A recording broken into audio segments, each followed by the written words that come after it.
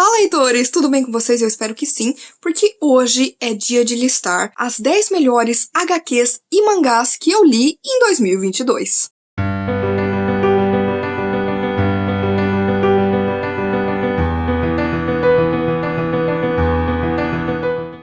Gente, eu amo graphic novel, amo mangás, e aí, lógico, quando começa, um novo ano ou termina outro, eu fico com vontade, de fazer uma lista para indicar para vocês aí histórias incríveis que vêm, num formato diferente. Então, vou contar aqui para vocês sobre algumas tramas maravilhosas. Vou deixar, lógico, na descrição os links dos vídeos em que eu falo com mais detalhes de cada uma dessas histórias, mas aqui é para fazer um apanhado e recomendar para vocês algumas tramas maravilhosas. Então, vamos lá!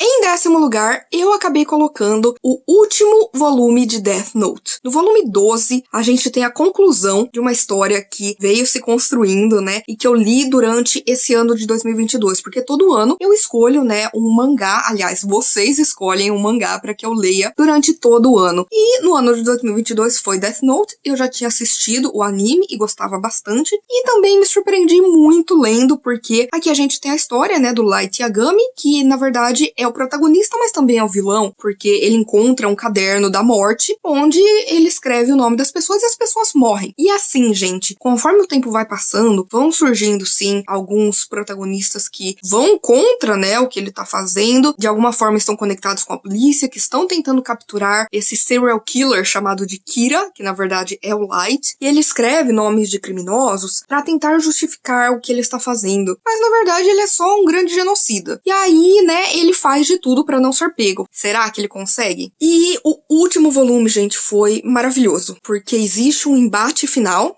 entre os dois lados ali, o lado do bem e o lado do mal, e a gente vai ter aí a conclusão dessa história, e a arte do Obata é maravilhosa, foi algo que eu sempre falei, que ele sempre coloca ali muito da expressão dos personagens, faz com que a história seja muito fluida, através dos quadros, e a história do Oba terminou muito, muito bem, melhor do que no anime, inclusive, porque eu tava com medo disso. Eu acho que é muito mais bem explicado e eu gosto muito mais do final do mangá. Então, com certeza, aqui, em 10º lugar, ficou o 12º volume de Death Note. Em 9º lugar ficou Venus in the Blind Spot, do Junji Ito. Gente, já preciso falar que eu vou falar muito de Junji Ito nessa lista, porque ele é meu mangaka favorito. E em Venus in the Blind Spot, a gente vai ter aí uma coletânea bem curtinha, com histórias muito rápidas, e a gente vai ter aqui de tudo um pouco. A gente vai ter do horror cósmico, a gente vai ter o terror sobrenatural, a gente vai ter a crueldade humana e a gente vai ter ali histórias que vão ficar com a gente pro resto da vida, que vão nos aterrorizar. E eu preciso dar um destaque a The Enigma of Amigara Falls, que tem aqui, que é uma das minhas histórias favoritas da vida, onde existe aí um deslizamento de uma montanha, uma parte dessa montanha que estava coberta acaba se abrindo e começam a chegar ali pessoas, visitantes, turistas, que viram na televisão, que, é muito estranho porque agora você tem ali na pedra várias formas de pessoas, várias silhuetas. E aí, as pessoas chegam lá que elas querem entrar, elas se sentem compelidas a entrar porque,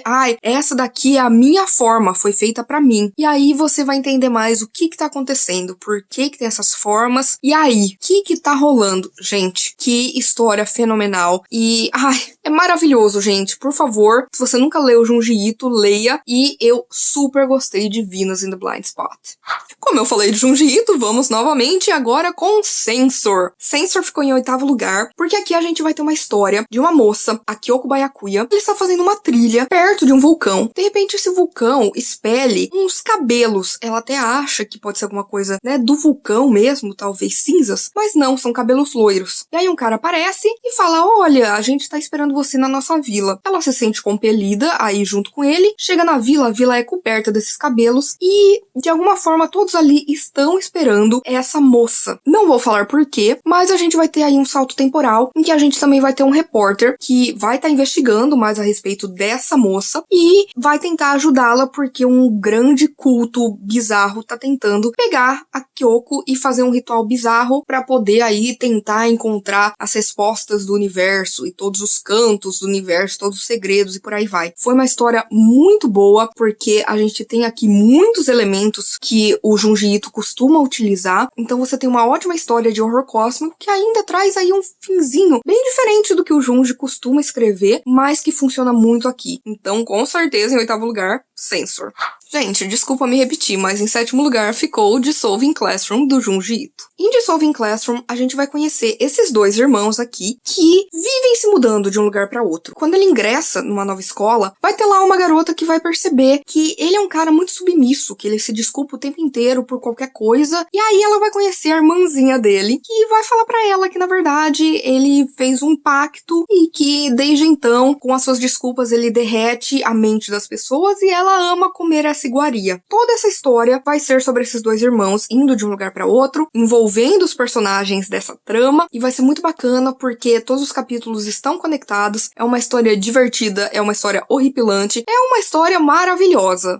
Em 6º lugar ficou o 3º volume de Death Note. Gente, preciso falar de novo de Death Note aqui porque, né, muito do meu ano foi lendo este mangá, mas o 3º volume, gente, ele é inacreditável. Só ele já vale a pena você ter lido a história inteira. Porque de um lado a gente tem, né, o vilão da história, né, que é o Light Yagami, que está matando as pessoas e tenta ali se infiltrar na força policial para meio que levar os policiais para um outro lado. E do outro lado a gente tem o L, que é o seu grande rival, que trabalha com a polícia japonesa e que tem como missão capturar o Kira. Como ele vai fazer isso? Chegando no próprio Light e falando: olha, eu acho que você é o suspeito. Sério, esse volume é maravilhoso, é inacreditável, é muita tensão durante todo esse volume, porque você não consegue parar de ler, você vai ter ali diálogos entre um e outro, e eles falando determinadas coisas, mas pensando outras. A gente também vai ver muito da repercussão do que tá acontecendo, né, do Kira matar criminosos e como o mundo está vendo isso, como uma parte da sociedade é a favor, outra é contra, como que a mídia enxerga tudo que tá acontecendo. Então a gente vai ter aqui críticas sociais muito bacanas e também a gente vai ter toda essa tensão que você termina assim,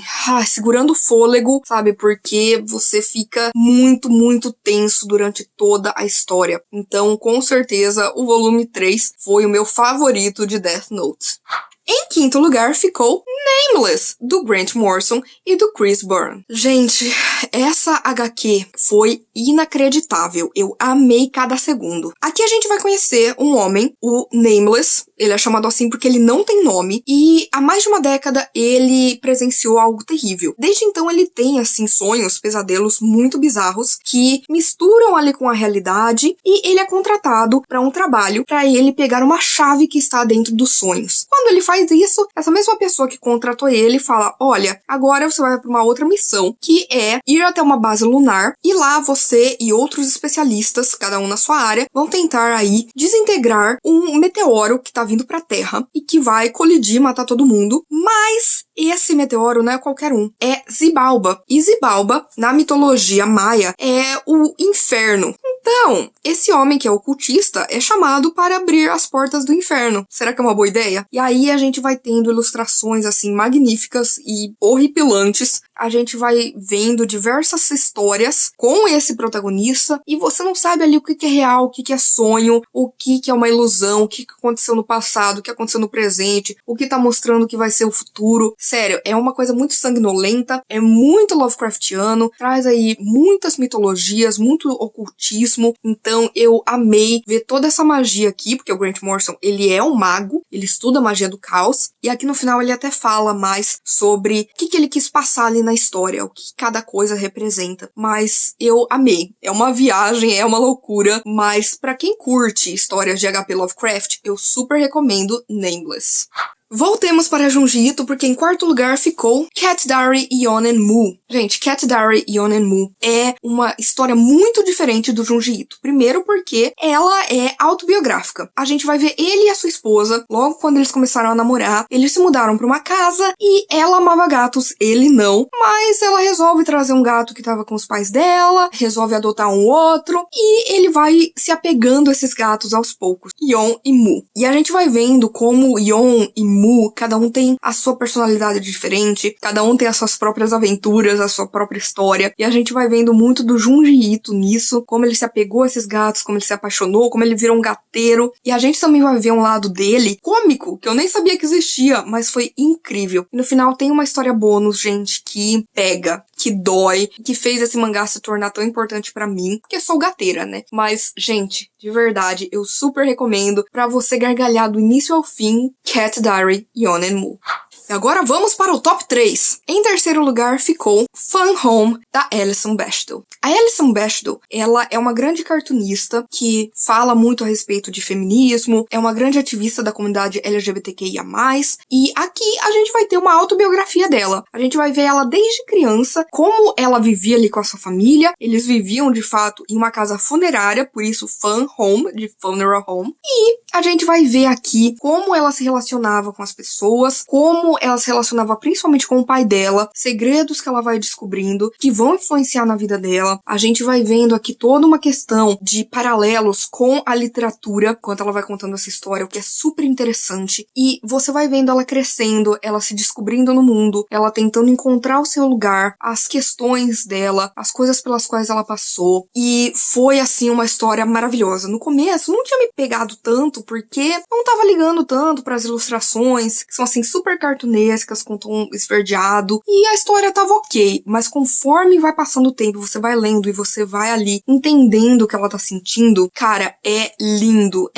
o final é maravilhoso, é aí uma ótima história, recebeu muitos prêmios e realmente mereceu, e eu acho que todo mundo tinha que ler Fun Home, que é maravilhoso. Em segundo lugar, temos Shiver, do Junji Ito. Gente, que dizer dessa coletânea que se tornou a minha favorita dele? Sério, aqui a gente tem várias histórias que são sensacionais. Uma atrás da outra, vão te dar pesadelos, vão te trazer arrepios, vão ficar na sua mente pra sempre. Aqui primeiro a gente vai conhecer algumas figuras icônicas do Junji Ito, como a Tomie, que vai aparecer aqui em uma história chamada Painter. A gente vai conhecer uma modelo que também é muito famosa, que aparece em outras histórias do Junji Ito. A gente vai ter aqui uma história, por exemplo, Marinette Mansion, que, nossa, eu fiquei assim com um arrepio do começo ao fim. A gente tem também Grease, que é uma história repulsiva, nojenta, a história mais nojenta que eu já li na vida. E, lógico, aqui tem uma história sensacional chamada Hanging Blimp ou Hanging Balloons, em que balões aparecem no céu, esses balões têm caras de pessoas. E se o balão com a sua cara te vê, ele tem ali uma forca, vai chegar até você e vai tentar te enforcar, e é isso. E, gente, eu tive pesadelos com Hanging Blimp, o que é interessante porque o próprio Junji Ito falou que essa história veio de um pesadelo que ele teve quando criança. Então, assim, eu já li várias coletâneas do Junji, mas Shiver é a melhor delas. Sério, gente, eu amei Shiver.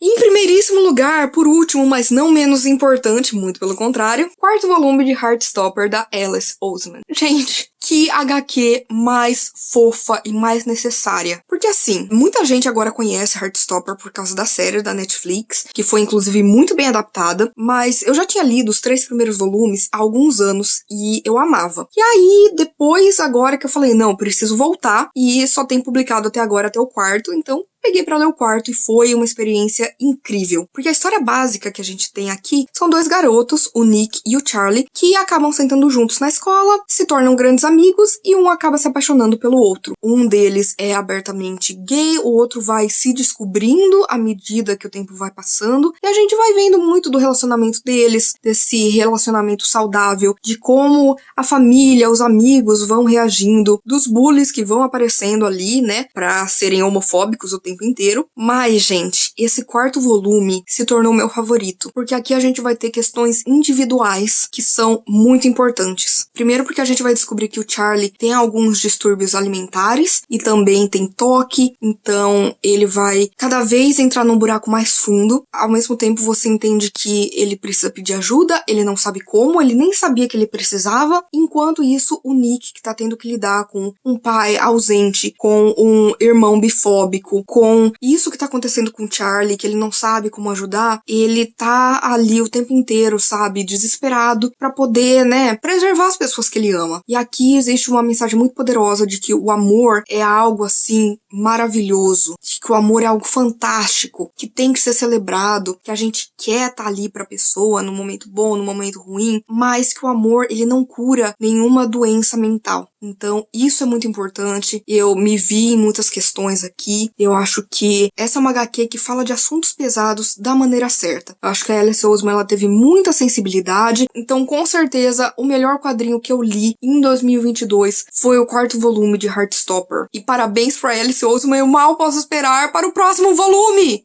E é isso, gente. Eu espero que vocês tenham gostado aqui dessa listinha de 10 HQs e mangás que eu mais gostei de ter lido em 2022. Por favor, se você quiser continuar conversando comigo a respeito de literatura ou qualquer outra coisa, não deixe de me contatar nas minhas outras redes sociais. Por favor, curta esse vídeo, porque isso ajuda muito o meu trabalho, faz com que o canal chegue a mais pessoas. Compartilhe com seus amigos, comente aqui embaixo qual foi a melhor HQ ou o melhor mangá que você leu no ano de 2022. E por favor, se inscreva no canal Livro em Livro se você ainda não é inscrito, e aproveite para ativar as notificações, ativar o sininho, porque toda sexta-feira e domingo tem conteúdo novo por aqui. Então a gente se vê no vídeo que vem.